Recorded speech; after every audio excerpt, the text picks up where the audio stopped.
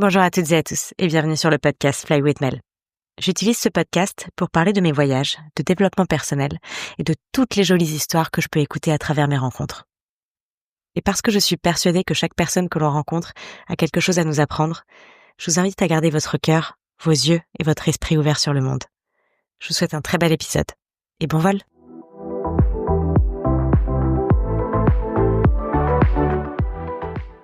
Bonjour à toutes et à tous, bienvenue dans le podcast Fly with Mel, bienvenue Sarah.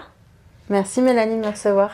Alors Sarah qui est hypnothérapeute et qui du coup accompagne toutes les personnes comme femmes, enfants et hommes dans toutes les transitions différentes de leur vie, c'est ça? Pour aider à surmonter des blocages ou des douleurs chroniques, si je ne me trompe pas. Exactement. Donc aujourd'hui on va parler hypnothérapie, on va parler blocage trauma, on va parler douleurs chroniques, on va parler de beaucoup de choses que vous pouvez peut-être surmonter grâce à l'hypnose. Et alors c'est parti. Merci Sarah. Merci Mélanie. Alors j'ai une question pour commencer parce qu'en fait alors je vais prendre mon téléphone avec les petites questions parce que j'ai plein de questions sur ce sujet. L'hypnose c'est un truc je pense qui arrive de plus en plus en France, qui est vachement je trouve ici en Australie, toutes les médecines un petit peu plus spirituelles on va dire. C'est pas forcément spirituel, si tu sauras me le dire mieux que moi, mais les médecines un petit peu différentes de la médecine traditionnelle que l'on a l'habitude de faire. Et du coup avec tout ce qui est mesmer, etc., je pense qu'on a une tonne d'idées reçues sur l'hypnose et ce que c'est. Donc aujourd'hui j'ai vraiment envie qu'on en parle. Et avant de commencer l'épisode, un petit peu de contexte, c'est que j'ai fait moi-même des séances d'hypnothérapie avec Sarah. Et merci mille fois parce que ça m'a énormément aidée. Alors là, je ne fais pas du tout de pub, c'est pas sponsorisé du tout. Mais ça m'a permis de voir les choses différemment et de mettre le doigt sur des trucs que je pense que j'aurais pas voulu approcher moi-même seule. Donc l'hypnose peut aussi aider là-dessus, en tout cas sur des traumas ou des choses, des émotions qui sont un petit peu enfouies, etc., etc. Mais il y a un truc avec lequel j'ai envie de commencer juste pour lancer le sujet. L'hypnose a-t-elle le pouvoir de nous libérer de comportements addictifs comme la cigarette, la vape, le grignotage, le sucre, etc., etc. L'hypnose marche super bien, donc déjà je suis très contente de t'avoir accompagnée Mel, très fière de te voir fleurir comme ça, tu es magnifique. Merci. Merci, mais toi aussi. Merci. Donc oui, l'hypnose marche très très bien pour tous ces comportements-là, parce que on va agir sur un levier, donc on rentre un petit peu dans la technique, mais en gros, souvent ce qu'on va faire pour tous ces comportements-là, qui sont des comportements un peu impulsifs, c'est qu'on va aller jouer à la fois sur la peur, avec l'hypnose, ce qui est assez rare finalement en hypnose parce qu'on travaille beaucoup avec les ressources la plupart du temps. Mais là, on va aller amplifier les peurs, le pourquoi j'ai envie d'arrêter, me donner plus encore de motivation sur ce que je vais devenir quand je vais arrêter, donc je commence à me tourner vers le futur et après j'ai les ressources pour y arriver. Et comme on va travailler sur les réflexes autonomes et sur l'inconscient, en fait en très peu de sessions, on y arrive très très bien. Donc à casser, entre guillemets, tout ce qui est comportement compulsif, addiction. Exactement, etc. Parce qu'en fait, on se rend compte que c'est plutôt des habitudes, déjà. Donc il y a beaucoup de choses autour de, par exemple, la cigarette, où on pense qu'on est addict, justement, alors c'est pas vraiment une addiction, c'est une dépendance et une habitude très très très forte qu'on relie au plaisir. Alors du coup, on va appeler ça une addiction. Mais en fait, une vraie addiction, c'est mon corps me rend malade de ne pas avoir la chose dans mon corps. Or, la plupart du temps, ce que les gens racontent de toutes les vapes, le sucre, etc., c'est je suis en manque, j'y pense beaucoup, j'ai très envie, j'ai l'image, je veux manger le chocolat, j'y pense, j'ai envie de monter, de se trouver dans l'armoire, etc. Mais c'est pas mon corps souffre physiquement de ne pas avoir la chose. C'est souvent le mental qui intervient. C'est le mental. Ok. Et alors juste, et après on va rentrer encore plus en profondeur, mais est-ce que tu dirais que pour enlever une addiction ou une compulsion, tu remplaces par quelque chose d'autre ou est-ce que c'est juste que tu l'effaces? Alors il y a plusieurs moyens de le faire. Déjà, ce qu'il faut qu'on fasse, c'est changer l'ancrage qu'on appelle le lien qu'on crée entre plaisir et la chose. Parce que si je pense que je vais me sentir beaucoup mieux parce que je fume, je vais avoir envie de fumer. Or, très souvent, rien que le fait de sortir dehors, faire ça va beaucoup mieux sans la cigarette. Et c'est pareil pour le sucre, etc., etc. Donc en fait, ce que je vais faire, c'est que je dois absolument sortir de cet état d'esprit qui est que ça va me soulager, puis me souvenir qu'il y a d'autres choses en fait qui me soulagent et qui me font que du bien. Et aussi qu'il y a plein de moments dans la vie où je faisais quelque chose qui me faisait pas forcément du bien et j'ai été capable de surmonter et de changer. Donc je peux le faire. C'est ça. Ça, je pense que c'est un truc super important parce que souvent les gens peuvent dire non mais je peux pas, j'ai besoin d'aide ou je peux pas. Et en fait, quand tu reviens sur des trucs du passé que tu as dû faire de toute façon, tu te rends compte qu'en fait, si tu as la capacité en toi, tu as la force mentale et tu as la possibilité de faire les choses pour t'aider toi-même. Merci beaucoup pour cette petite entrée en hypnose. Mais du coup, avant qu'on parle de tout ça, j'ai envie d'en savoir un petit peu plus sur toi. Parce que du coup, Fly with Mel, c'est aussi un podcast qui met en lumière les gens, qui met en lumière du coup l'histoire derrière les personnes que je rencontre. Et j'aimerais bien savoir ce qui se passait pour toi avant l'hypnose. Qui était Sarah avant l'hypnose? Mais Sarah, avant l'hypnose, c'était il y a longtemps déjà. Il y a au moins 15 ans. Et qu'elle n'est pas très bien. Donc... j'ai fait beaucoup de chant quand j'étais petite. De chant? Ouais, j'ai chanté à l'opéra. Oh waouh, ok. Et je suis tombée sur comme plein de gens, sur un malade mental. D'accord. Qui aujourd'hui est devant les tribunaux, donc c'est officiel. Hein, donc là, je ne cache rien. Ok. Et donc je suis restée là-bas de mes 9 ans à mes 19 ans. Donc ça a duré quand même très longtemps, où tu chantes tous les week-ends, toutes les vacances scolaires. Enfin, moi, ça prend beaucoup, beaucoup de place dans la vie. Et il sélectionnait des filles qu'il aimait bien. Et il n'arrêtait pas de jouer au chat à la souris, de dire « t'as beaucoup de talent, je vais faire de toi une star ». Et puis après, humiliation publique, etc., etc. Et ça a duré donc très, très longtemps.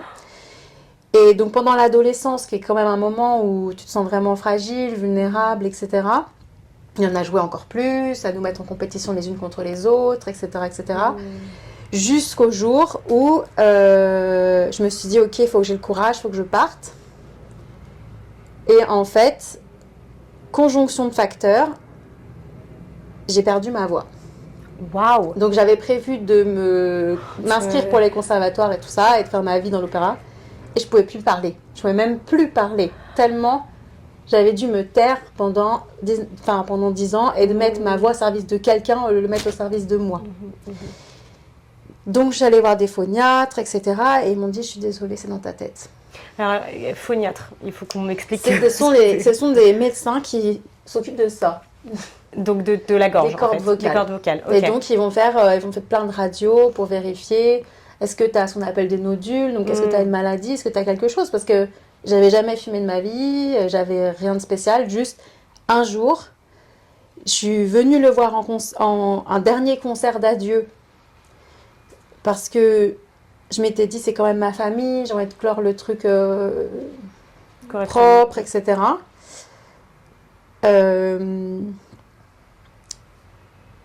Et la fois d'avant, la dernière fois quand j'avais annoncé mon départ, il m'avait pris dans ses bras, il m'avait fait un bisou. Enfin bref, c'était vraiment n'importe quoi.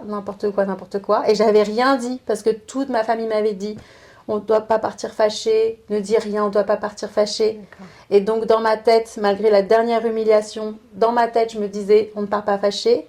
Je reviens le voir 6 mois plus tard pour définitivement me dire, ça y est, c'est fini. Et là, il ne me reconnaît pas. Et donc j'ai senti, là, dans ma gorge, et donc, me voilà dans ce monde avec plus d'objectifs parce que je ne savais pas comment faire en fait. Et j'avais jamais rencontré personne qui avait fait de thérapie. Ok. T'avais quel âge à cette J'avais 19 ans et demi. Ok. Et puis, j'ai fait ce que mes parents m'ont demandé. Donc, je suis allée en classe préparatoire, j'ai fait les machins, les écoles, les trucs. Et à 21 ans, mon père est décédé d'un accident. D'accord. Donc, pour fuir la souffrance, je me suis dit, je vais aller voyager. Donc, j'ai vécu 6 mois en Chine, plein d'aventures, tout ça. Puis, j'ai rencontré une fille par hasard total dans un restaurant qui s'est avérée devenir une de mes meilleures amies qui m'a invitée en Malaisie. Je suis allée vivre chez elle pendant 6 mois en Malaisie. Waouh. Et quand j'étais là-bas, donc je vivais sur l'île de Bornéo, elle m'avait dit, il n'y a rien à faire, si ce n'est que de rencontrer des gens intéressants. Ok. Donc je ne suis pas du tout d'accord. Si vous allez à Bornéo, il y a plein de choses à faire. Ça donne envie en tout cas. Moi, j'adore rencontrer des gens intéressants. Ah, il y a des gens super intéressants. Il y a aussi des super forêts, des super randos et plein de trucs magnifiques. Et aussi des gens très intéressants. Et c'était incroyable parce que j'avais une vie de dingue. Parce que tu vis là, j'avais pas spécialement, je devais faire un stage, mais du coup, j'avais aucune contrainte. Et je sentais tous les jours mon cœur qui tombait par terre sur le sol. Et je visualisais tous les jours, il y a le chemin sur lequel je suis en train de marcher et puis le chemin sur lequel j'aurais dû marcher. Et que chaque jour, j'avais l'impression de m'en éloigner. Oh, waouh, ok. Mais je savais pas comment faire en fait. Je savais juste pas comment faire. Et donc parmi les gens extraordinaires que j'ai rencontrés... Mais tu savais ce que tu avais envie de faire? Bah, tu t'éloignais là? Je voulais devenir chanteuse, mais en fait, je pouvais plus. Et je savais pas quoi faire comment faire pour retirer. Quand j'étais petite et que je voyais la petite sirène et on lui arrache sa voix, je me disais toujours, c'est le pire truc qui puisse m'arriver sur cette terre. Wow. Tu vois, c'est comme si on cassait les jambes des danseuses. Enfin, c'était un truc équivalent, quoi. Et ça m'est arrivé à moi. Et du coup, tu dirais que tu avais une voix plus basse? Comment... En fait, c'était tellement éraillé wow. que en fait, j'étais passée de 6 octaves, c'était très large, ce que je pouvais chanter, à rien. Waouh. Oh, c'est incroyable. Donc, tu vois, je savais même pas que ce... Oui, alors d'accord. Tu vois, le pouvoir de la psyché. Ah oui. C'était incroyable, c'est-à-dire, cette nuit-là, j'ai su que c'était fini, mais tu crois pas, en fait. Tu te disais, après-demain, ça va remarcher. C'est pas possible. Et en fait, le temps passe, et ça s'arrange pas. Et là-bas, je faisais des cours de chant avec une méthode asiatique, du coup, qui n'avait rien à voir. On faisait des trucs très bizarres avec la voix et tout ça, mais dans l'état d'esprit, justement, de passer par un autre canal. Et il me disait toujours, on dirait que tu as 5 ans et que tu es traumatisé. Ton visage, il va pas du tout. Ça ressemble pas du tout à un visage qui, tu vois, qui fleurit, qui est à l'aise. Mais encore une fois, je connaissais pas le chemin. Je savais pas quel pouvait être le chemin. C'est impressionnant. Mais en même temps, tu avais 21 ans, c'est ça? Ouais. C'est encore jeune, tu découvres la vie. Tu sais, souvent, on ne sait même pas encore qui on est à 21 ans. Tu vois, on n'est pas sûr de notre identité, de ce qu'on veut faire. On se raccroche à une identité qui n'est pas forcément la nôtre. Donc du coup, je comprends totalement le fait que tu étais perdue. Heureusement que tu avais une meilleure amie pour te raccrocher à quelqu'un, parce que je pense que souvent, tu vis ça seule et c'est pas possible. Et du coup, qu'est-ce qui s'est passé pour toi après? Ce qui s'est passé, c'est que la conjonction de facteurs, je pense qu'en fait, le fait que mon père décède d'un coup, que j'ai l'impression que voyager va m'aider, alors qu'en fait, ça ne m'aide pas, que j'ai l'impression de jamais être là. Donc c'est ce qui s'appelle être en dissociation. J'étais vraiment dissociée. Il se passait des trucs de dingue, et en fait, moi, j'étais quelque part, flottante. Ouais. Donc, en fait, il s'est passé, je pense, un truc qui a changé vraiment du tout au tout ce qui s'est passé. 2 rencontres. Une personne qui m'a dit, Sarah, si t'étais un animal, tu serais quoi? C'est marrant parce que finalement, c'est quelque chose que j'utilise jamais aujourd'hui, mais tu vois.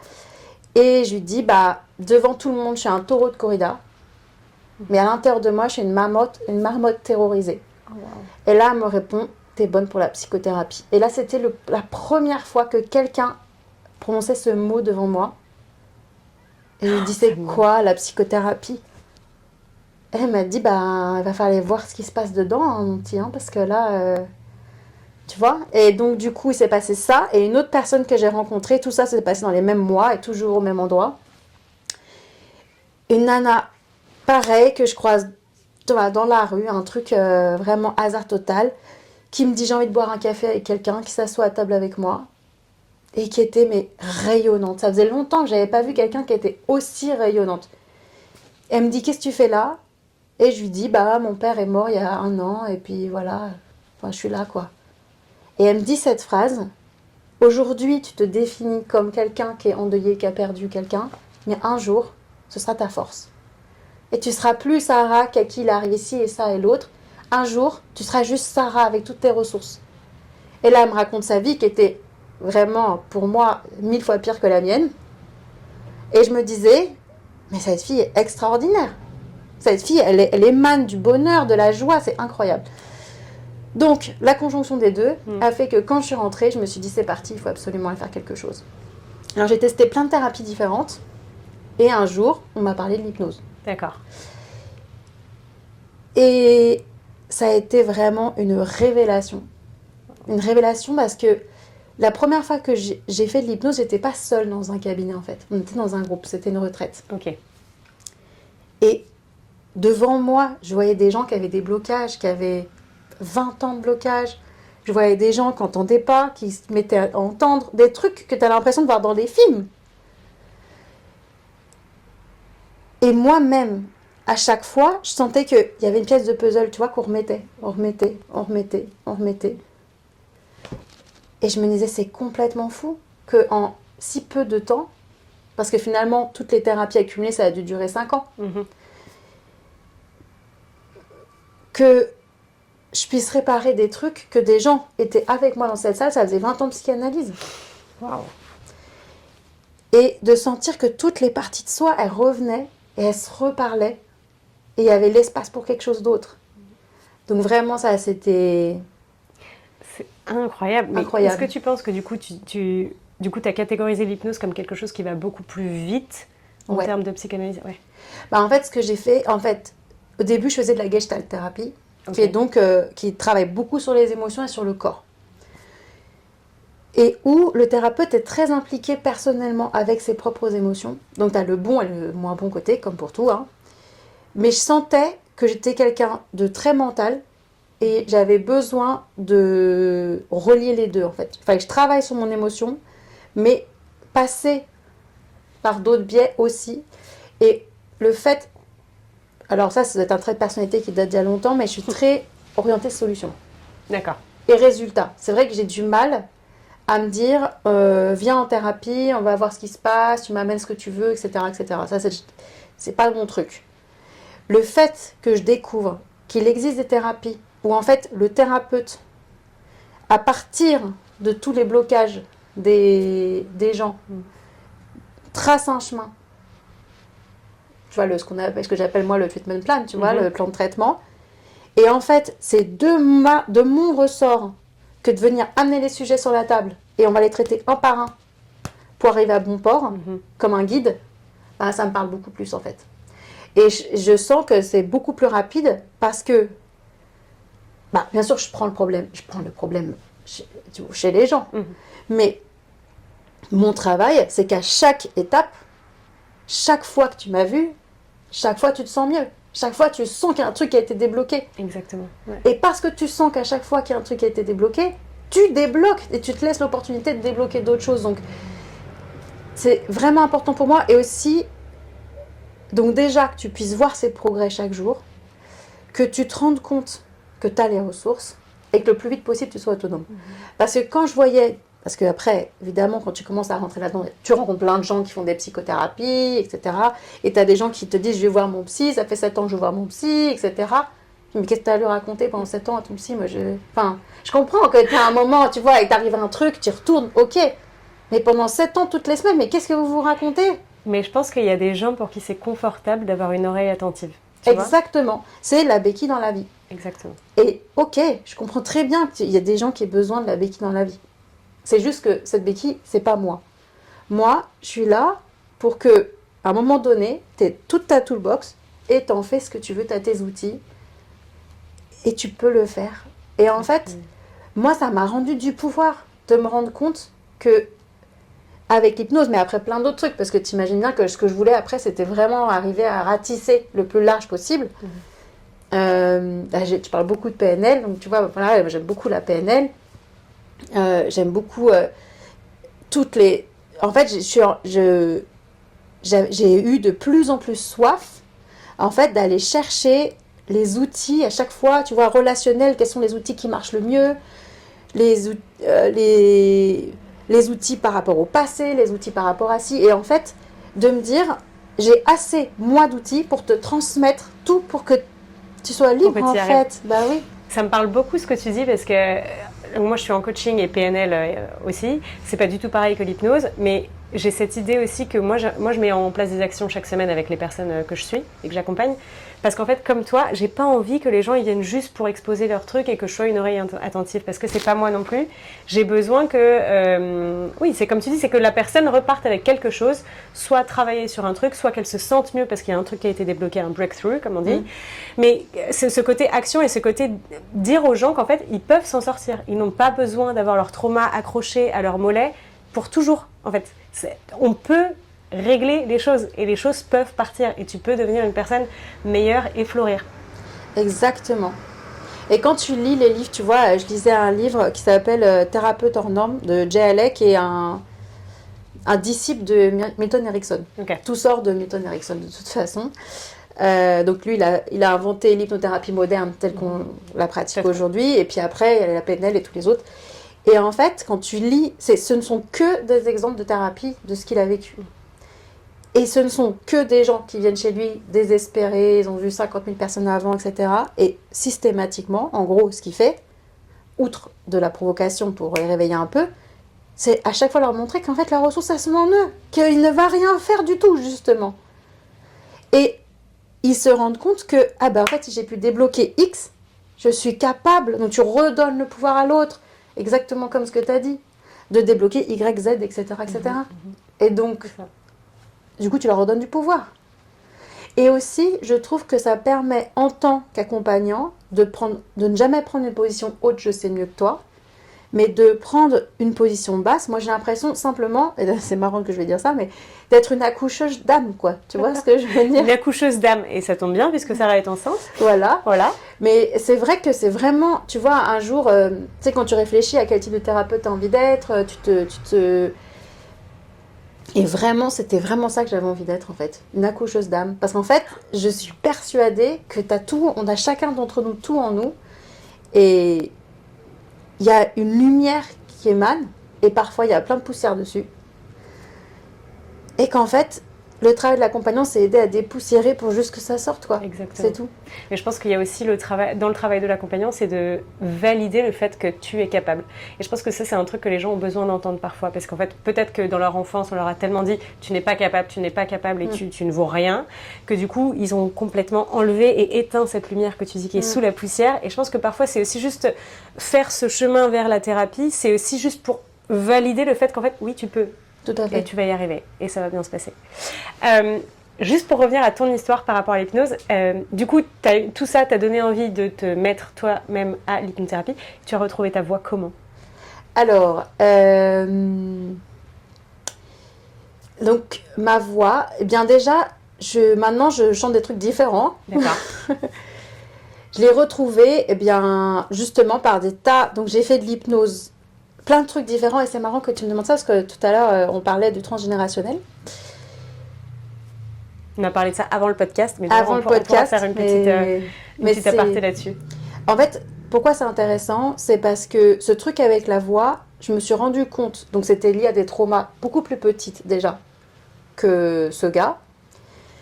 C'est juste qu'il était venu réveiller un trauma initial. Donc tu vois, c'est intéressant. Bah, c'est quand tu es en train d'enquêter pour trouver les trucs. La source du problème. La source. Donc il a fallu que je me libère du trauma lui-même, que je me libère des habitudes, des mauvaises habitudes que j'avais prises pendant des années en chant. Parce que comme j'avais une voix très très large quand j'étais petite, on aurait pu me mettre chez les très aigus, les sopranos, ou on aurait pu me mettre chez les très très graves. Il n'y a jamais d'enfants très très graves.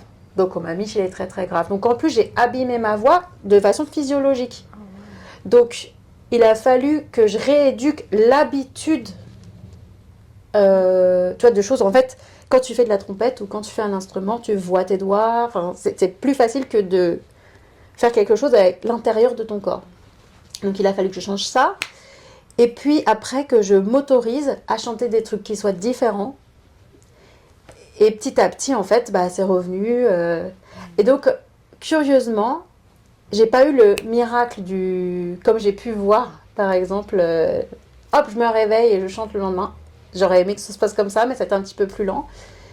Mais cela dit, il est arrivé quand même des trucs incroyables. Donc, par rapport à ce truc sur le transgénérationnel, et je pense que c'est pour ça que ça a été vraiment très long, c'est que dans ma famille, mon arrière-grand-mère, pendant la Seconde Guerre mondiale, elle n'a pas pu parler.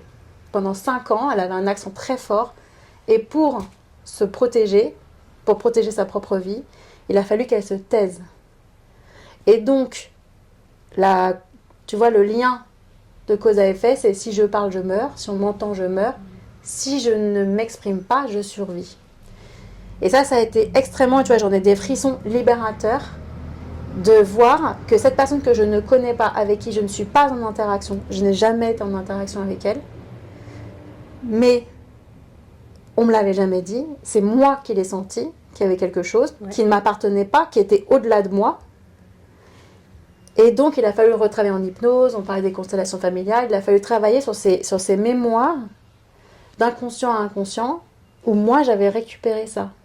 Alors, est-ce qu'on peut expliquer très brièvement et avec une très grande simplicité les constellations familiales? Comment toi tu l'expliques? Parce que je sais que les gens qui vont nous écouter peut-être n'ont jamais entendu ça. Alors déjà, ça part du principe, avant qu'on dise le déroulé, ça part du principe que, et c'est notamment Carl Jung qui l'a développé, mais qu'on a un inconscient collectif et qu'on a besoin d'appartenir à la grotte archaïque de son clan. Ça veut dire quoi? Ça veut dire que j'ai besoin, moi au présent, de sentir que j'appartiens au clan symbolique de ma famille, des lignées avant moi, etc., etc. Et pour ce faire, je vais me relier d'inconscient à inconscient quand il n'y a pas la parole, quand il n'y a pas les histoires. Parfois, quand il y a les histoires aussi d'ailleurs, mais bon. Aux traumas familiaux, que je les connaisse ou non. Et c'est ça qui est fou. Que je les connaisse ou non. Donc je vais faire des trucs au présent qui ne sont pas reliés à mon présent, qui sont reliés à des traumas d'autres gens. Et la constellation familiale, il y en a plusieurs. Tu as en gros 3 options possibles. Ce que tu vas faire dans tous les cas, c'est projeter ton inconscient sur quelqu'un, ou quelqu'un va se connecter à cet inconscient et va jouer le jeu. Donc c'est soit, par exemple, une personne va exposer un problème et dire, toi, tu joues ma mère, toi, tu joues mon père, toi, tu joues mon machin, etc., etc., etc. Ces personnes-là, elles n'ont pas besoin de te connaître. C'est juste qu'on est relié par des choses qui nous dépassent. Peut-être tu en as fait, tu as vu que c'est complètement fou. Et les gens vont incarner, malgré eux, des comportements, des pensées, des discours. Et ça va permettre de mettre au grand jour des blocages. Tu as la possibilité de faire la même chose avec des petites marionnettes, des petites figurines, oui. que tu vas bouger, etc. Et tu as aussi la possibilité d'avoir quelqu'un qui est formé pour se connecter à ton inconscient, soit via un objet, soit via quelque chose. Et donc la personne va jouer soit des parties de toi, soit des ancêtres. Et ça peut paraître complètement fou. Mais alors complètement fou, et moi j'étais la première, je suis très rationnelle à me dire que c'était n'importe quoi. Mais je l'ai expérimenté, donc les 3 options. Et par exemple, un jour, j'ai dû jouer l'enfant intérieur de quelqu'un. Et je n'étais plus moi. J'étais l'enfant intérieur de cette personne. Wow. Et je me sentais extrêmement vide, extrêmement triste, etc., etc. Je disais des trucs qui ne m'appartenaient pas.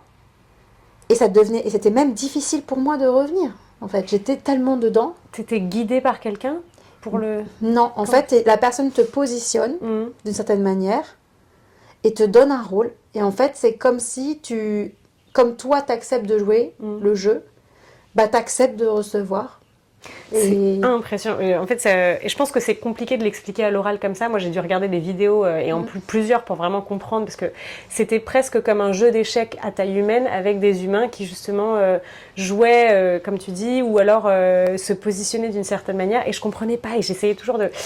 Mais en gros, c'est vraiment pour faire ressortir depuis l'inconscient des traumas qui ne t'appartiennent pas, qui peuvent appartenir à d'autres personnes de ta famille, à d'autres générations, donc c'est un peu transgénérationnel, quoi. Parfois, c'est comme tu dis, c'était ton arrière-grand-mère ou pendant la guerre, et ça peut repartir loin, et du coup faire remonter ça à la surface, parce qu'en fait, et là tu me dis si je me trompe, mais en fait les traumas peuvent tomber de génération en génération tant qu'ils ne sont pas guéris, et souvent ils peuvent atterrir en toi parce que tu as les ressources nécessaires pour les faire guérir et pour arrêter le schéma de faire tomber ce traumatisme dans tes enfants, etc., etc. Donc si tu mets le doigt dessus et que tu le guéris, ça ne retombera pas sur tes enfants. C'est ça? C'est comme si tu étais dans un building et qu'il y a quelqu'un tout en haut qui a la fuite d'eau et qu'en fait tu te retrouves, toi tu es au premier étage et après pour tes descendants qui sont au rez-de-chaussée, bah, c'est toi qui vas arrêter la fuite. Et je le vois tous les jours. Wow. Et tu vois, par exemple, j'ai quelqu'un qui est venu me voir pour douleur chronique mais c'est assez rare quand même ce type de personnes qui ont 15 douleurs chroniques différentes. Hein. C'est un point, peut pas s'asseoir, que debout ou allongé. Donc déjà, tu imagines au quotidien la vie quand même. Donc quand tu dis douleur chronique, tu parles de... Mal, des douleurs très, tu vois, des sciatiques, mais puissance 1000. Des douleurs au ventre, ou pas pouvoir manger rien du tout. Enfin, et cette personne, par exemple, on a mis au grand jour les traumas d'enfance, mais il y avait certains trucs qui quand même, ça me paraissait beaucoup. Au sens de... Il y avait comme un pattern, une répétition en fait. Pas au sens de... Il n'y a pas de jugement sur le trauma. Il n'y a pas de problème. C'était au sens de plusieurs répétitions. Je voyais comme des schémas qui se répétaient. Et c'était incroyable parce que quand je lui demande, mais est-ce que tu peux me raconter l'histoire de ta mère, de ta grand-mère et en fait, toutes, elles avaient eu la même chose. Okay. Et elle n'avait pas du tout fait le lien. Et donc, encore une fois, c'est marrant qu'on parle de ça parce que c'était que des accouchements catastrophiques qui ont plein de conséquences horribles. Et c'était comme ça sur 3 générations. Et elle me dit, mais est-ce que ça veut dire que moi, je peux protéger mon enfant là? Parce que des filles en plus dans le truc. Bah oui, on a le pouvoir de faire quelque chose là. Donc en fait, ce serait peut-être bien de pouvoir, tu vois, arrêter le robinet. Et c'est là que du coup, l'hypnose peut intervenir. Ouais. Et que à travers une séance ou plusieurs, enfin ça dépend le plan d'hypnothérapie qui a besoin, tu peux... Comment ça se passe? Tu tapes dans l'inconscient, tu arrêtes justement le robinet, comment ça se passe exactement? Pour le transgénérationnel lui-même? Par exemple? Bah pour tout, je dirais. Mais alors, pour le transgénérationnel, ce qu'on va faire, c'est qu'on va concrètement rentrer en lien avec les ancêtres. C'est pas du tout de l'hypnose spirituelle. Hein. Okay. C'est vraiment concret parce qu'en fait, t'as pas besoin de voir les gens. Tu vas juste imaginer des personnes de ton clan, du coup, et tu vas symboliquement, tu vas leur rendre leur trauma, exactement comme tu ferais sur n'importe quel sujet. Tu vas leur rendre, après on va écrire des lettres au clan, parce que moi je travaille beaucoup avec les lettres, pour leur dire je te rends les traumas, je te rends ci, je te rends ça, et je m'autorise à, et je me libère à, comme d'habitude en fait. Ça marche exactement pareil que si on avait travaillé sur les parents par exemple, ou en hypnose. Donc les hypnoses que j'utilise, c'est soit assis sur chaise ou allongé, où on ferme les yeux, un peu comme on connaît. Soit l'hypnose conversationnelle, qui fonctionne très bien. Donc on va mettre une personne sur la chaise, et d'ailleurs on pourrait dire on met ton arrière-grand-mère sur la chaise. Alors, pour donner un peu une meilleure vision, donc il y a une personne qui vient justement pour faire une séance, elle s'assoit sur un canapé. Ouais. Et il y a une chaise vide en face de cette personne-là, où du coup tu invites une personne de sa famille ou la personne avec qui il y a un problème ou un trauma, ou etc., à s'asseoir. Donc spirituel, enfin je sais pas si on dit spirituellement. C'est pas spirituellement, mais c'est qu'en fait ton inconscient... Dans ton imagination, tu fais venir cette personne. Exactement. En fait, ce qui se passe, c'est que le cerveau, il bug. Le cerveau, il anticipe quelque chose de positif ou de négatif et il va te faire vivre une émotion à partir d'images qu'il a créées. Ou à partir de discours qu'il s'est créé. Pareil dans le passé, il va se mettre à ressasser un truc passé qui n'existe pas, puis il va créer des émotions. Ce qui signifie que la pensée crée une émotion. Bon, à partir de ce moment-là, quand tu dis « j'amène sur la chaise », la personne souvent, elle est très surprise. Boum, confusion. Et là, tu lui dis « on va mettre papa ou maman, ou ton frère, ta soeur, etc. sur la chaise ». Et il n'y a pas de spiritualité là-dedans, c'est hyper pragmatique en fait, parce que la personne, tu lui dis, en gros, pense à ta mère, elle va voir sa mère. Et donc, elle rentre en auto-hypnose en fait. Et donc, elle va pouvoir sortir tout ce qu'elle a besoin de sortir, etc. Et après, suivant le niveau de trauma, soit je sens que la personne est en capacité d'aller faire la réparation seule, et de passer par la chaise, et de réparer, etc., etc., donc, c'est-à-dire de jouer le rôle ensuite de la personne à qui on en veut, soit c'est pas possible parce que c'est trop douloureux et ça arrive, et à ce moment-là c'est moi qui vais prendre le rôle. Et c'est moi qui vais faire la réparation affective. Mais en fait, quand on y réfléchit, c'est très pragmatique et ça utilise tous les outils de l'hypnose qui sont simplement une projection mentale qui te génère des émotions et sur lesquelles tu vas influencer avec des suggestions. Après, j'utilise une troisième hypnose qui est issue de la PNL, où on se met en mouvement et on va retourner dans le passé pour changer la perception. Et là, c'est pareil, c'est le fait de sortir et de rentrer de l'hypnose très vite qui confuse le cerveau, qui fait que tu acceptes la transe. Donc être en transe, c'est rien du tout, c'est juste qu'on émet des fréquences du cerveau un peu plus basses que quand tu es complètement réveillé, entre le sommeil et l'éveil. Mais en fait, c'est un espace où ton cerveau accepte les suggestions. Et c'est aussi, d'ailleurs, quand par exemple, tu as des gens qui ont des crises d'angoisse, ils te disent j'ai une torpeur, etc., ils sont en transe, ils sont en hypnose, ils sont en transe négative. Et là, ils s'envoient, ils se balancent des tas de suggestions négatives, et c'est pour ça que ça marche très très bien, et qu'ils vont encore plus mal, etc., etc. Et donc là, les outils que tu leur donnes, par exemple, c'est pas nécessairement de l'hypnose. Tu leur donnes les outils. Donc en hypnose, par exemple, on va donner les compétences pour choisir les pensées que tu as envie d'écouter, les sensations que tu as envie d'écouter, etc. Donc là, c'est des vraies compétences qu'on crée en hypnose. Mais il y a aussi des situations où on se dit, en fait, à un moment donné, je suis rentrée en transe négative telle que, en fait, il faut des outils pour sortir de la torpeur, là. Et donc, c'est le corps, c'est plus l'esprit. Et donc, quand c'est le corps, ça va être changement de température, se secouer, ça va être d'autres trucs bouger son énergie. Exactement, qui sont des trucs corporels reliés à ton instinct primitif. Mais du coup, c'est intéressant. L'amygdala, du coup, c'est ça? Non, exactement, l'amygdale, ouais, exactement.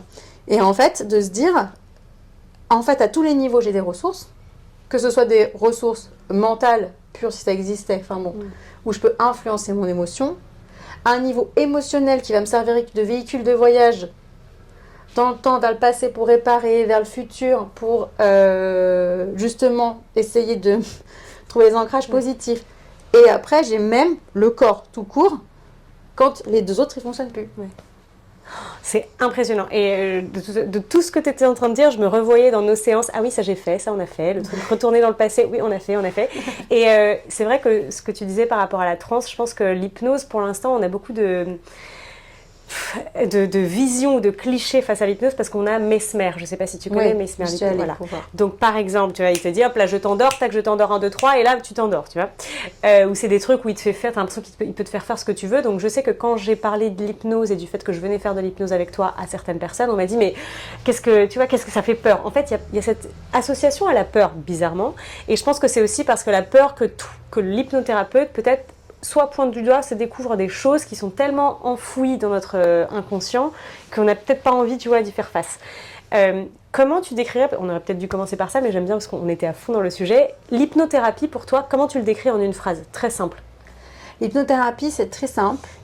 C'est l'utilisation de cet état de relaxation de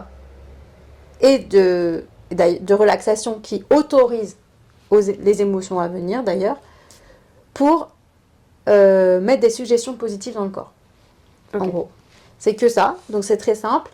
Le truc de Mesmer, donc moi j'ai fait un spectacle de Mesmer, je ne sais pas si tu es allé ou tu as vu des vidéos. Non, j'ai vu des vidéos. Donc en fait, quand tu y vas, tout est préparé pour justement faire des transes qui sont très profondes. Déjà, en hypnothérapie, on fait des transes qui sont très légères.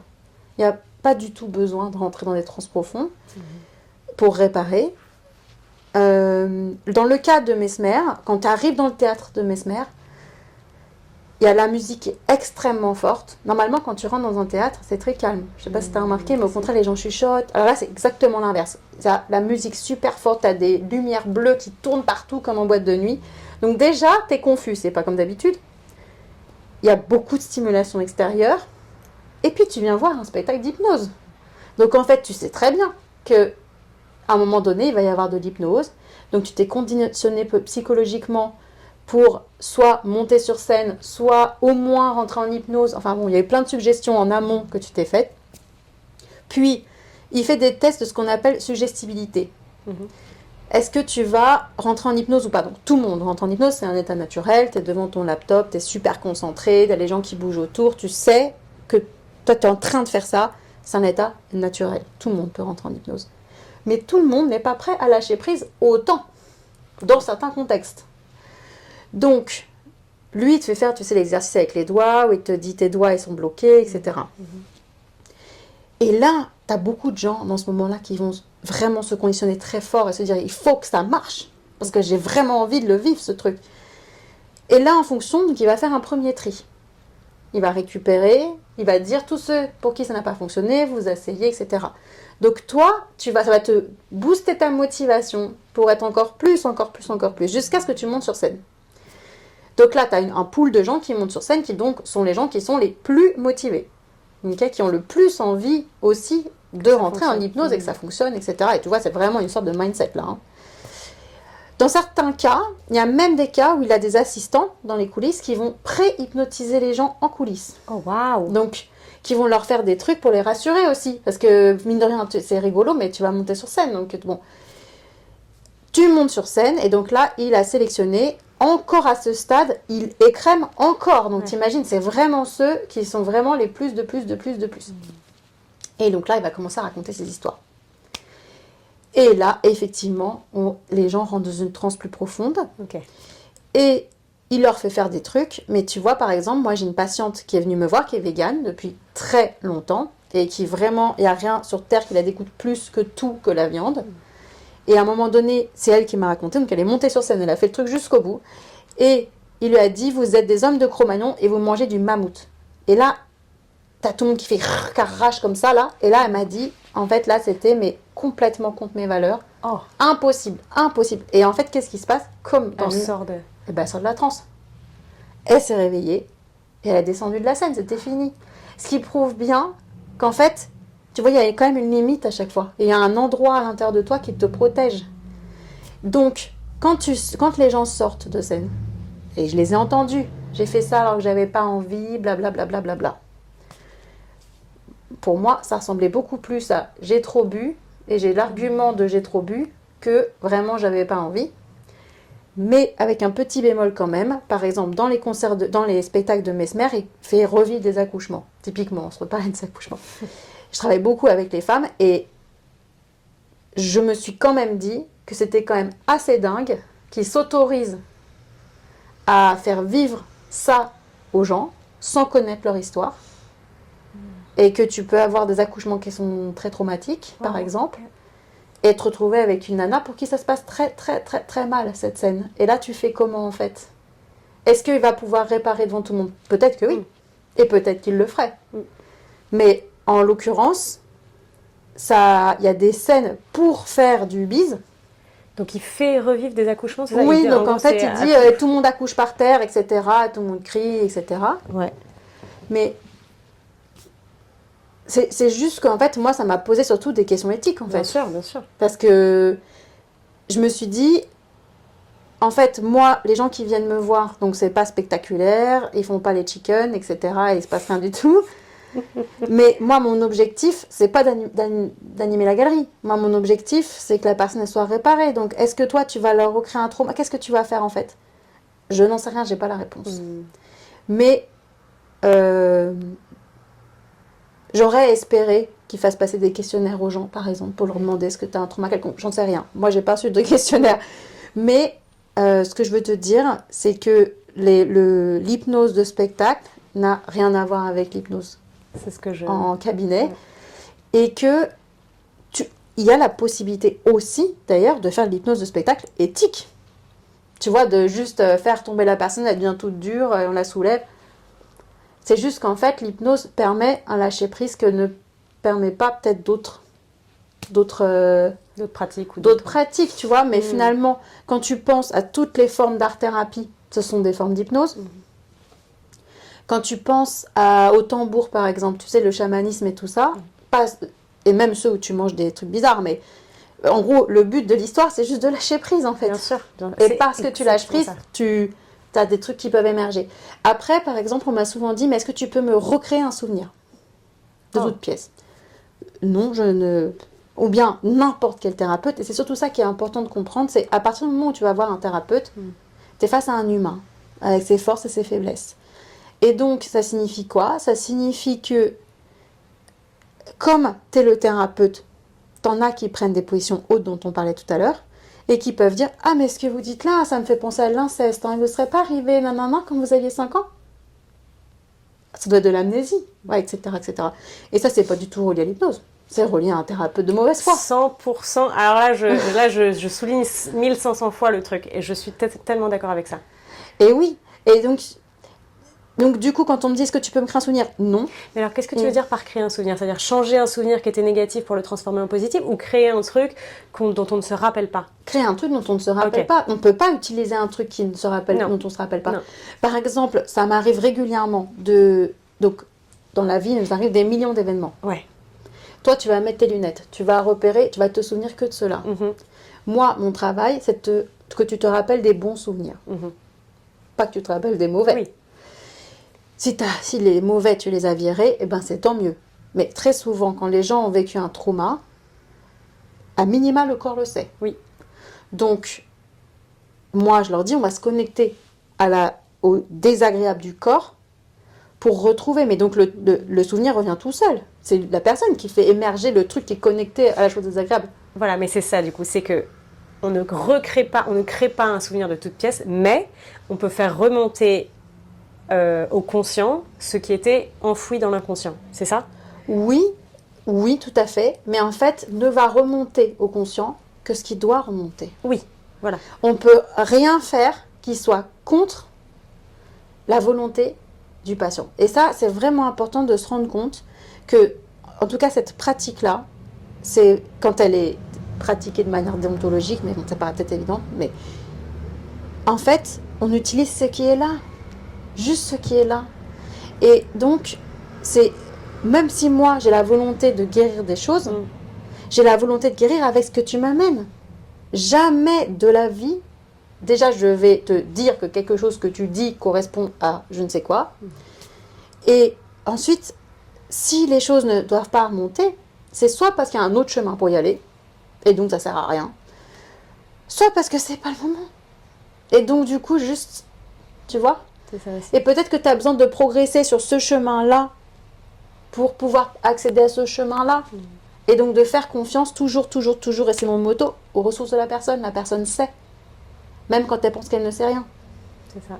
Et le cerveau protège aussi, jusqu'à ce qu'il se sente « Ok, je peux sortir les trucs ». En général, quand on enfouit les traumas et qu'on les oublie, c'est parce que le cerveau ou l'amygdale protège d'une certaine manière et du coup enlève ça de toi. Et après, peut-être qu'un jour, avec le travail que tu fais sur toi, tu fais ressortir ça parce que tu sais que tu peux enfin t'apaiser dessus et travailler et guérir cette blessure-là.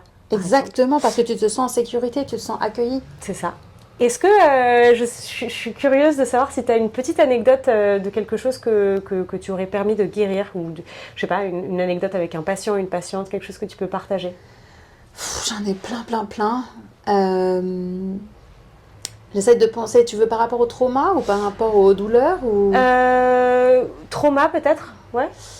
Mais en même temps, trauma et douleur, c'est un peu lié, non? En général, si tu as une douleur, c'est parce que c'est lié à... Alors, ça peut, tout à fait, mais... c'est marrant parce qu'on se parlait dans la fertilité, par exemple. Oui. On se parlait de la fertilité. Ce truc de la fertilité, c'est terrible parce que, je disais tout à l'heure, les femmes, elles sont des corps. Et on passe leur temps à les picouser, machin, enfin bon, bref. Et tu te rends compte, quand tu discutes avec ces femmes, que toujours, 100% des cas, c'est croyances limitantes par rapport à la maternité, maman qui n'a pas été à la hauteur, ou bien trauma des grands-mères, des machins avec des accouchements pas possibles, ou bien des maternités pas possibles, etc. Et tu vois, j'ai eu des gens qui essayaient pendant très longtemps. On a réglé le truc maman sur la chaise, là. La semaine d'après, enceinte. Waouh. Après, tu peux dire que c'est le hasard, mais c'est juste que quand c'est répété, c'est quand même curieux. Ou bien endométriose de malade, vraiment j'ai trop mal, etc. Tu commences à régler trauma 1, trauma 2, trauma 3. C'est pas qu'elles n'ont plus d'endométriose, mais c'est qu'elles ont beaucoup moins mal. Ou bien elles tombent enceintes, ou bien, tu vois, ou bien des personnes qui viennent me voir, j'arrive pas à trouver quelqu'un, je suis au fond du seau, etc., etc. On règle le problème avec papa, boum, la semaine d'après, elle a trouvé quelqu'un, tu vois. Et c'est tout le temps des trucs comme ça, parce qu'en fait, et aussi, on se rend compte que le trauma, quand toi, t'es dedans, ça te paraît tellement énorme. Il n'y a que ça que tu vois. Alors qu'en fait, ta capacité à surmonter, tu te dis en 1 heure, tu l'as réglé. Ça faisait 15 ans que tu étais en train de te débattre avec. Et tu vois, par exemple, j'ai eu une patiente qui est venue pour un deuil non fait, de vraiment long cours, quoi, plusieurs années, X années de psychothérapie, machin, etc. Là, on est allé visiter le parent qui était décédé pour lui dire adieu, le laisser partir. Dans l'hypnose, du coup. Dans l'hypnose. Alors là t'emmènes quand même ceinture bretelle, parce que si le deuil n'est pas fait, t'as besoin d'emmener des gardiens, des mentors, des machins, des ressources, tu cultives beaucoup de ressources. Tu vois, moi je fais toujours en douceur en fait, parce que ça sert à rien d'y aller comme ça en force. Donc, et cette personne, je me souviens très bien, il y avait ce jour-là et le lendemain. Il y avait le jour d'après, quoi. Le jour d'après, c'était le début de la nouvelle vie. Et c'est incroyable de voir, en fait, à quel point tu peux... Déjà, à quel point les gens se déclenchent des choses tout seuls, liées au trauma. Tu vois, quelqu'un qui a des... Par exemple, une dame qui est venue parce qu'elle avait des acouphènes au point de plus rien entendre. Tous les médecins qui lui disent « Je suis désolée, tu n'as rien ». Et en une séance, déjà, elle les perçoit à peine, ces acouphènes. Deuxième séance, on se rend compte d'où ça vient. C'est qu'il y a une nouvelle horrible qui lui est arrivée un jour. Et donc, depuis... Et en plus, très intéressant, parce que tu vois, j'ai étudié la médecine chinoise à un moment donné. Et les oreilles, c'est la même tête qu'un rein. Qu'un rein? Ouais. Oh, waouh. Et en fait, Première fois que j'entends les Chinois, ils relient chaque organe Ouais, à des sens. d'accord. Et à des émotions d'ailleurs. Donc par Waouh. exemple, le rein, c'est le deuil. Et donc c'est vrai que c'est relié à l'oreille. Tu as plein de gens qui ont des problèmes de rein, qui ont des problèmes d'équilibre d'oreille interne, par exemple, tu vois. Waouh, c'est super intéressant. Et- C'est quoi les autres sens? Enfin, Alors, tu as le foie, c'est l'œil, Ok, et c'est la colère. ouais. Le poumon, alors pardonne-moi, le rein c'est la tristesse, le poumon c'est le deuil, et c'est relié à la peau. Donc tu vois, par exemple, les gens qui ont de l'eczéma et tout, c'est pas mal juste d'en discuter au moins, ça te fait une grille de lecture. C'est intéressant. T'es pas obligé d'y croire, tu Oui, vois, oui, mais oui, ça te bien fait juste sûr. une grille de lecture. C'est super intéressant, ouais. Je peux pas tous te les faire Oui, parce oui, que oui. j'ai un trou, mais en gros, tu vois, c'est relié à une émotion Ouais. qui est elle-même reliée à un sens. Ok. Et c'était fou cette histoire d'acouphène parce que c'était relié à un enfant qui avait un problème de rein. Enfin, c'était fou de voir les liens et de voir que quand t'as... Ça me donne chaud tout ça. Ouais, moi j'ai des frissons là, c'est incroyable. Mais en fait, la personne, tu lui dis simplement quelle est ton histoire. Tu vois, sans lui dire, le pointer du doigt, ou bien lui dire, je vais te proposer une grille de lecture de la médecine chinoise, tu me dis si ça te parle ou si ça te parle pas. Tac, tac, relié au rein. Mais c'est dingue, mon enfant, toute l'histoire, c'est que justement, on m'annonçait qu'il a un problème de rein, bon bref. Et donc, tu vois que ça amène des liens pour les gens, et après, tu construis une hypnose à partir de ça. 100%. Et toujours en partant toujours de la ressource de l'autre, sans lui créer rien du tout.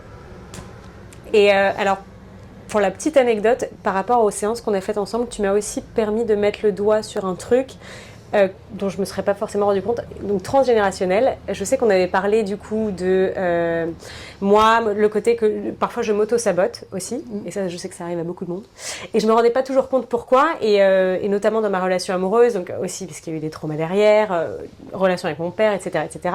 Je vais pas rentrer dans les détails, mais je me souviens que tu m'as demandé comment avait vécu ma mère. Et je n'avais pas compris, j'étais confuse.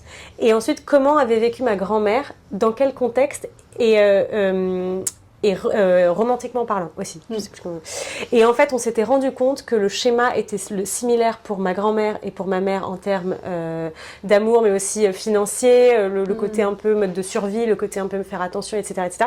Et du coup, qui m'était retombé moi dessus. Et que moi, je me retrouvais dans une vie où je suis trop bien et je suis contente, mais j'ai quand même parfois, je m'auto-sabote sur certains projets, sur certains sujets. Et en fait, le fait qu'on ait fait le lien ensemble, ça m'a aujourd'hui, je te le dis, aujourd'hui au quotidien, souvent, quand je sens que je m'auto-sabote ou que je pense un truc, je m'arrête et je me dis, attends, ça ne t'appartient pas, tu vois. C'est pas toi, tu peux changer, tu vois, c'est pas parce que mamie et maman ont vécu ça que toi tu as besoin de le vivre aussi au quotidien, tu peux l'arrêter. Et en fait je trouve ça super intéressant tu vois, c'est même pas que de l'hypnose, c'est aussi l'accompagnement que tu fais à côté, de mettre en lumière, tu vois, comme tu disais tout à l'heure, tu mets la lumière sur des trucs, de mettre en lumière des trucs dont on se rend pas forcément compte, et je trouve ça super beau en fait, et super fort. Ah, je suis très émue, je dois te dire. Mais c'est vrai, parce que moi aussi, là, ça m'émeut un peu, mais ouais, c'est vrai. Je pense que, comme tu disais, tu vas pas amener un truc et dire, ah bah, tu penses ça parce que c'est ça, mais c'est pointer du doigt et appuyer sur des boutons, en fait, et tu vois, c'est faire ton petit micmac pour ensuite faire des liens qu'on ne fait pas forcément. Et je pense que c'est difficile, et c'est pour ça que moi, je prends tout le temps l'accompagnement extérieur, parce que je pense que parfois, faire le travail seul, c'est possible. Tu peux lire des livres, tu peux écouter des podcasts, tu peux voir des gens, tu peux être inspiré, je pense que oui. Mais je pense que le travail ne sera pas forcément fait en profondeur parce que quand on est seul, on ne va pas forcément sur des sentiers qui nous font peur, qui ne sont pas confortables. Alors qu'une personne extérieure peut pointer du doigt des trucs et t'emmener en douceur vers des endroits et mettre en lumière des choses que tu n'aurais pas forcément mis en lumière, ou en tout cas pas aussi rapidement. Et c'est ce que tu disais aussi avec l'hypnose, c'est que parfois tu peux régler en une séance ou en quelques séances des trucs assez vite. Donc très fort. Très fort, on adore. On adore. J'adore que tu aies réussi à faire tien. Tu vois, tu as tiré la conclusion, on a compris ça, mais qu'après, toi, tu arrives à faire tienne toute la toolbox. Ça, c'est vraiment, moi, c'est ce qui m'émeut le plus parce que je me dis, tu vois, la lumière, je l'ai vue tout de suite. Et moi, j'étais juste là pour venir avec toi allumer la lumière dans la grotte, c'est tout. J'adore. Et non, elle est là. Et voilà, quoi, tu vois. Et de voir que tu voles de tes propres ailes et que tu es en mesure d'avoir ce recul sur les situations, et moi je me dis, mais c'est merveilleux, j'adore. Mais je pense que ça rejoint aussi ton côté éthique, et je pense que c'est pour ça, là on sort un petit peu du sujet, mais c'est l'idée de, toi tu as envie d'aider une personne pour que la personne n'ait pas besoin de revenir, en tout cas pas sur ce sujet-là. Comparé à, et j'ai pas envie d'aller trop loin et de comparer trop, parce que je connais pas assez psychothérapie, psychologie, et tous les accompagnements différents, mais parfois, c'est ce qu'on disait, parfois c'est l'envie d'avoir juste une oreille attentive, donc du coup tu reviens pendant 15 ans, mais est-ce que le trauma est vraiment réglé? On ne sait pas, ou est-ce que, enfin tu vois, j'aime beaucoup cette idée que via l'hypnose, tu peux avoir cet aspect régler les choses, voilà, régler les choses, tout simplement. C'est pas une question de rapidité, même si oui, ça, on va pas se mentir, hein. Je pense que tu mets en lumière des trucs beaucoup plus vite, mais c'est plus, ouais, tu sais que tu y vas et que tu y vas parce que tu veux régler les choses, tu veux faire face à des trucs et tu règles les trucs. Et ça, c'est important de le dire. Parce que je sais qu'il y a aussi des gens qui sont confortables dans leurs problèmes, dans leur victimisation et qui veulent y rester aussi. Et du coup, c'est là où l'hypnose n'est peut-être pas forcément quelque chose qui pourra aider. Bah, en tout cas, c'est pas avec moi. Voilà, voilà, c'est dit, tout simplement. Bah, en fait, c'est juste que on part aussi du principe, et ça aussi Milton Erickson le disait beaucoup, c'est les gens sont des experts de leurs problèmes. Ils ont un PhD en leurs problèmes. Après, c'est deux choses l'une, hein. Soit tu le gardes, soit tu as envie d'en sortir. Mais envie d'en sortir, ça signifie oser. Et j'avais un prof qui disait, c'est comme si tu joues au tennis et tu passes ton temps à envoyer la balle toujours au même endroit, toujours au même endroit, et il faut oser l'envoyer juste à côté. Et par exemple, de se raconter la même histoire 50 milliards de fois en psychanalyse ou en je sais pas quoi, en fait, justement, on est en train d'étaler le PhD en machin, l'expertise. Et c'est pour ça que dès que la personne arrive, moi je lui dis tout de suite, ok, j'ai compris ton problème. Voilà, donc tu vois, je te le dis, c'est ça ton problème? Oui, ok, super. Maintenant, on passe à la solution. Imagine, il est réglé le problème. Et en fait, c'est dingue parce que tu vois, même par exemple, et c'est là où j'étais le plus choquée, t'as quelqu'un qui vient, par exemple, parce qu'elle est endeuillée. Le deuil, c'est une situation qui est quand même particulière parce que la personne ne reviendra jamais. Hein, là, on peut régler tout ce qu'on veut. Là, ce qu'on doit faire, c'est accompagner un chemin qu'un chemin contraint et forcé, où tu sais que tu es obligé de passer par la douleur, que de toute façon, même avec l'hypnose, même si la douleur va être moins longue, moi, je dirais même plus rapide, plus douce, tu es obligé d'y passer. Mais la personne te dit, mais elle reviendra jamais. Et donc, je serai jamais bien. Ok. Et là, typiquement, tu vois, et c'est pas l'hypnose spirituelle, c'est exactement ce qu'on disait la chaise. Viens, reviens maintenant. Elle est là avec nous, là. Alors là, tu vois, comme tu es déjà en transe négative, on swap sur une... Et en fait, je me sentirais... Comment tu te sentirais? Je me sentirais soulagée, je me sentirais comme ci, je me sentirais comme ça, je me sentirais... Et la personne, elle le vit vraiment, parce qu'elle te raconte. Donc c'est là. Donc la lumière, elle est juste là, juste là. Et rien qu'en faisant ça, et c'est ça que je trouve dingue avec l'hypnose, c'est qu'avec le pouvoir du mental, tu commences tout petit peu à ouvrir le sentier. Tu vois, c'est juste là. Donc en fait, moi, mon travail, c'est de te donner la main pour que tu ailles vers cette lumière qui est juste à côté, même dans ce cas où elle ne reviendra jamais. Alors, tu as des cas, bien sûr, aussi plus faciles que d'autres. Oui, ouais. Évidemment. Mais si toi, tu le fais avec beaucoup d'amour et d'affectivité et d'empathie et en douceur et en comprenant que c'est très, très dur pour la personne, en fait, la personne, elle peut... Tu fais le travail du thérapeute, qui est le travail général d'accueil de toute cette souffrance, cette douleur, etc., etc. Mais aussi, tu donnes la main et tu te rends compte que même dans une situation qui paraît désespérée, même si, encore une fois, je mâche mes mots, il y a des situations qui sont plus désespérées que d'autres, suivant la personne que tu perds, eh ben, la personne, elle peut vivre avec. Elle peut. Et toi, ton travail en tant que thérapeute, c'est d'avoir confiance qu'elle peut. Et c'est aussi ça, tu sais, quand on se dit la lumière, etc., j'ai vu la lumière, c'est que moi, je suis persuadée, et en fait, enfin, on me le prouve toute la journée, tous les jours, qu'on déborde de ressources, mais on n'a même pas idée, en fait, de la capacité de résilience que l'on a, de ressources, d'être capable de rebondir, et qu'en fait, juste notre travail, c'est juste de prendre la main pour y aller ensemble. Ouais, c'est exactement ça. De confirmer que tu as les ressources nécessaires et tout le monde a le pouvoir et tout le monde a possibilité de se sortir des choses. J'adore. Et j'allais juste te demander rapidement, est-ce que... comment ça se passe, cet effet de réceptivité à l'hypnose? Parce que tu sais, on dit toujours, il faut que tu peux être réceptif ou moins réceptif. C'est quoi exactement? Ça vient d'où? Alors, tu as des personnes qui lâchent prise plus facilement que d'autres. Ok. Le lâcher prise. Le lâcher prise. Mais le lâcher prise au sens de... tu as des personnes qui sont plus dans le contrôle et pour qui sont très en maîtrise dans leur vie, etc. Et pour qui ça paraît très dur de suivre l'histoire de quelqu'un. Donc, ce qu'on va faire, c'est on va passer par plusieurs chemins. Soit on commence par passer par ce chemin qu'on disait, on rentre, on sort de la transe, etc. Parce que du coup, tu expérimentes l'hypnose sans même t'en rendre compte. Donc, tu as vu les progrès. Donc, du coup, tu fais beaucoup plus confiance à cette personne qui vient de t'aider, en fait. Option 1. Option 2, c'est de faire des hypnoses, de commencer par des hypnoses qui sont très calmes, très douces, qui focusent beaucoup sur le positif, où on va aller travailler principalement avec des souvenirs qui existent déjà, etc., etc. Donc, c'est très sécure, en fait. Après, moi, ce que je fais toujours, c'est que, par exemple, j'amène jamais une métaphore sans en parler avant.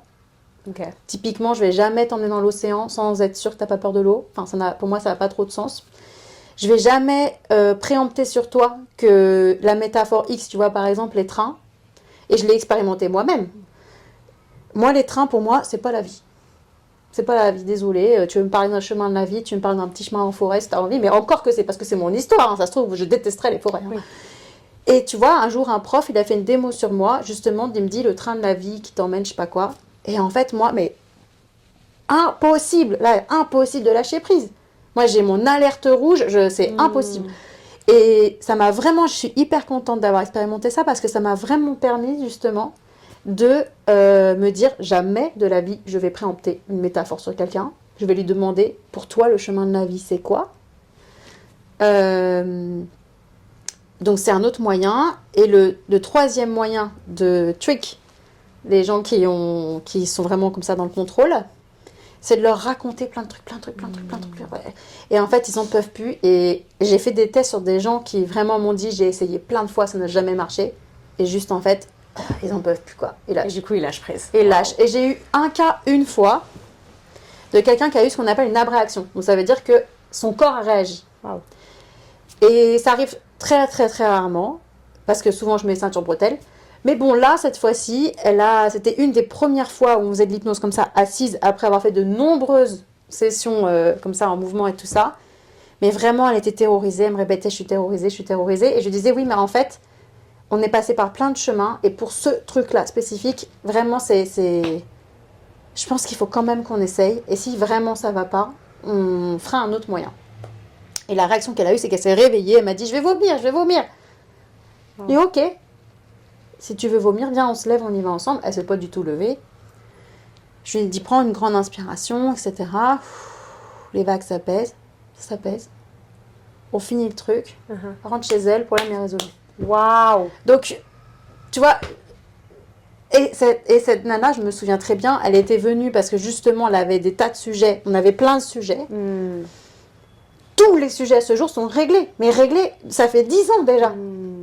Donc en fait, tu vois, je me dis, parfois, il faut oser et dire à la personne, si tu as une réaction, je suis là, nous sommes ensemble. Ouais. Tu la rassures et puis comme ça, elle peut essayer de lâcher prise un petit peu plus. Exactement. Même si tu prends vraiment... Moi, je prends vraiment des précautions et mon objectif, c'est que tu passes un bon moment, qu'on règle les trucs sans avoir à être très frontaux. C'est vrai que j'ai vu beaucoup de mérite, par exemple, à la thérapie provocatrice, mais je pense qu'il faut être excellé dans cette manière de faire parce que justement, c'est aussi des moyens, tu sais, pour sortir les gens de leur confort de j'aime mon problème. Mais je pense que ça va pas à tout le monde. Ça va pas à tout le monde et il faut le manier très bien. Et je pense que ça marche beaucoup mieux quand c'est des symboles, par exemple. Tu vois, par exemple, là où j'avais appris, j'avais une prof qui mettait des boulets aux pieds des gens ou qui les enfermait dans des prisons symboliques. Et ça, j'aimais beaucoup. Parce qu'en fait, tu vois, les gens avaient besoin parfois de passer, dans ces histoires de retraite-là, 7 heures dans la prison symbolique sans manger pour comprendre que c'était un paravent et qu'ils pouvaient sortir. Oh, waouh. Ça, c'est pour voir à quel point t'es dans ton truc, quoi, 100%, tu vois. ouais. Et, mais c'est pas pareil de dire ça que, par exemple, un autre qui un jour m'a dit, en plus un thérapeute, hein, ton père, c'est un connard. Ou sur un ton très agressif, tu vois. Et en fait, moi, je me suis juste dit, en fait... ouais. Enfin, ça sert à quoi? Pourquoi tu me dis ça? En plus, il est mort. Donc, en fait, moi, je dois régler le problème de la relation pendant qu'il est vivant, plus le deuil. Et puis, toi, tu me dis ça. Donc, en fait, ce que tu vas faire, c'est créer de la résistance chez moi. Tu vois, ce jour-là, ça aurait été beaucoup plus efficace de mettre mon père sur la chaise, quoi, tu vois. Ouais. Je pense que ça doit dépendre des sujets aussi. Et c'est super dur ce que tu racontes. C'est un problème. C'est de la provocation, mais de la provocation mal faite. Ouais, parce qu'en fait, c'est toi, quand tu vas faire de la provocation, il faut que tu te dises, mais en fait, je veux obtenir quoi? Je veux obtenir un sursaut. Souvent, c'est ça. Ok. Mais alors, est-ce que tu le fais en respect de ton client ou de ton patient, tu vois? Mais peut-être que ça dépend aussi des sujets. Tu vois, un sujet sensible comme le deuil d'un parent, enfin, je veux dire... ça dépend aussi enfin c'est du common sense, mais bon, ça dépend. Je regarde l'heure, on va devoir wrap up parce que tu as des clients qui arrivent après pour faire de l'hypnose. J'ai 2 questions pour toi, et si on arrive à le faire rapidement. La première, c'est du coup, merci d'avoir partagé toute ton histoire et le cheminement vers l'hypnothérapie et ce que tu fais aujourd'hui. Comment toi, ça t'a aidé dans ton développement personnel à toi, à part du coup retrouver la voix, j'imagine. Aujourd'hui, au jour le jour, comment ça t'aide personnellement? Ça m'aide pour plein de trucs. Ça m'aide déjà de me rappeler en permanence que moi-même j'ai des ressources. Au maximum de ce que je peux d'être tournée solution. De me dire que s'il y a une énorme vague qui m'arrive, je suis capable de surmonter. Bien que parfois les vagues peuvent être plus grandes que les autres, mais tu vois, de me dire la peur n'évite pas le danger. Surtout quand tu as des enfants, la peur n'évite pas le danger, il faut vraiment s'en rappeler. Où est-ce qu'on peut te trouver pour travailler avec toi?